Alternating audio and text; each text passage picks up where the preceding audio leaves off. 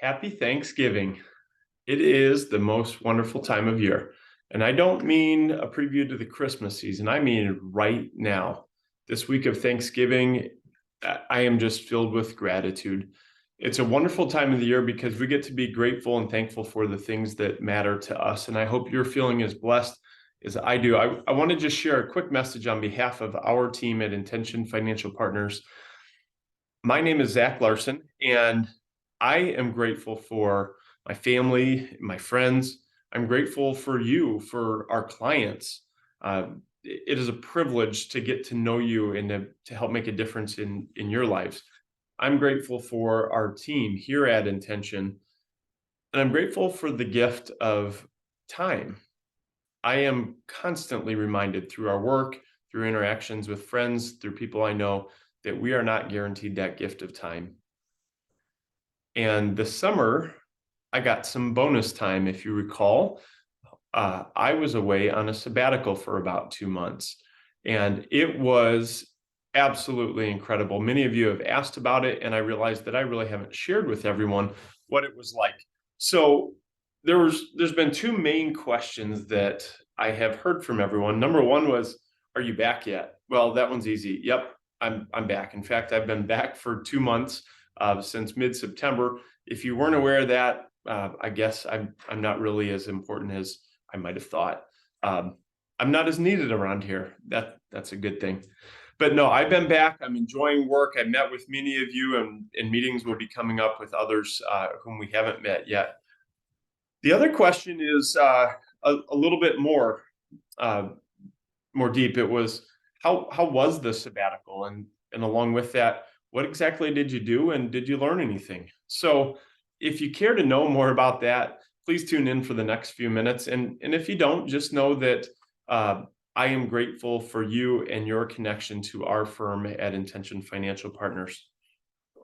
So we learned a few things as a company through this sabbatical. I learned a few things, and I want to share that with you a little bit, but let me position it by this kind of question or thought that comes up oftentimes. People, when asked what they would wish for if they were granted a wish, often tend to gravitate towards three things. One is money, the other is time, and the third is health. Well, we can't really help you with the third one here at Intention, but we do empower people to live intentionally, and we help them focus on their money and time. This summer, I was fortunate. I got to focus on all three: money, time, and health. And so what did I do during the sabbatical? Well, I had four themes to it. Those themes were stop, rest, delight, and contemplate. So I stopped working.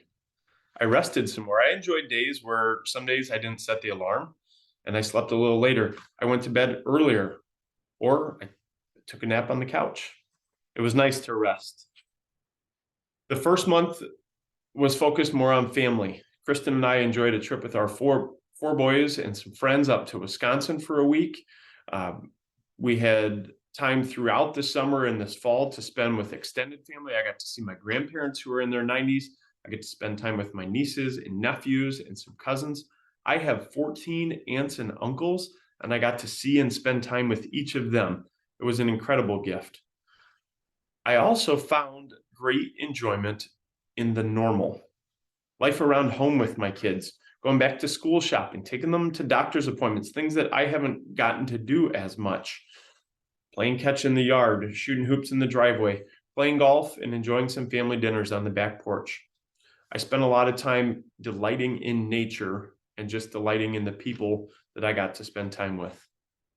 Our boys were back in school for the second month of the sabbatical. So there was a little time for me that happened in that second month, and some time for Kristen and me. I played a lot of golf, including a pretty epic trip to California where I saw an aunt and uncle and a cousin, and then drove the Pacific Coast Highway to go meet my friends in Oregon. And we played golf for a week on the coast. I made it back for football season, high school football, for my son Noah, who's a senior.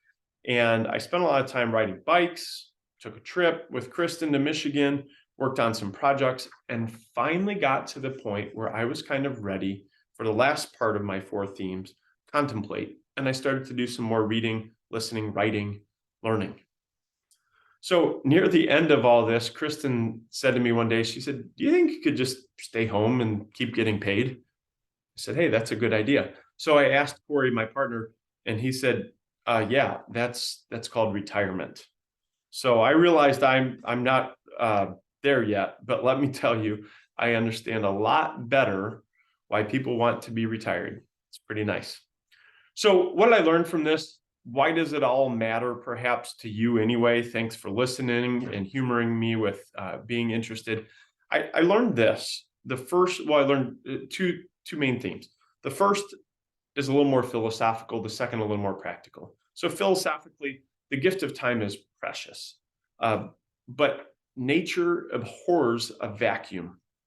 It is so easy to waste time, and time flies, whether we're having fun or whether we're doing something purposeful, whether we're living intentionally or not.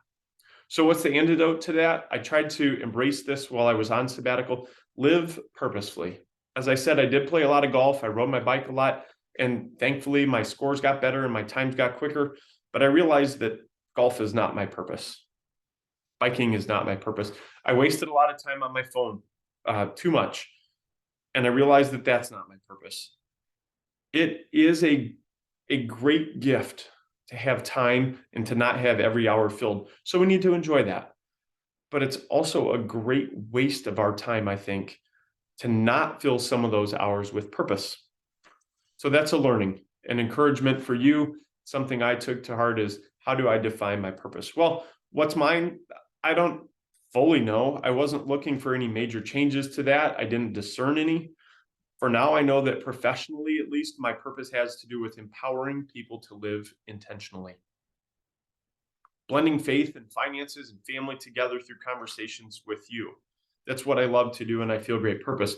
In the past, it's been a lot of one-on-one time in client meetings, and it will continue to be that, but it will also be more in the future, more one-to-many, helping thousands to live and give and spend and save with purpose and intentionality. So enough of the philosophy. How about practicality? What did I learn? Well, I learned this about preparing for retirement. I heard long ago that a good way to estimate how much you may need or how much I may need for retirement is to think about how we spend our time and our money on the weekends. Well, for me, I realized I enjoy experiences and have hobbies that cost a lot of money. I probably need to rethink my own retirement projections. So I'm back at work for a long time, and we'll be here to help you. Please let us know how we can help you with your own retirement projections.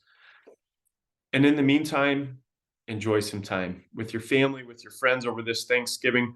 Find ways to be grateful for what you have. And when you're ready to think more about how you want to spend your time and your money and how you want to give it to have experiences and impact, we'd be honored to continue to have conversations with you. Thanks for your trust and confidence in us. On behalf of my partners, Corey and Jacob, and our entire team at Intention Financial Partners, happy Thanksgiving.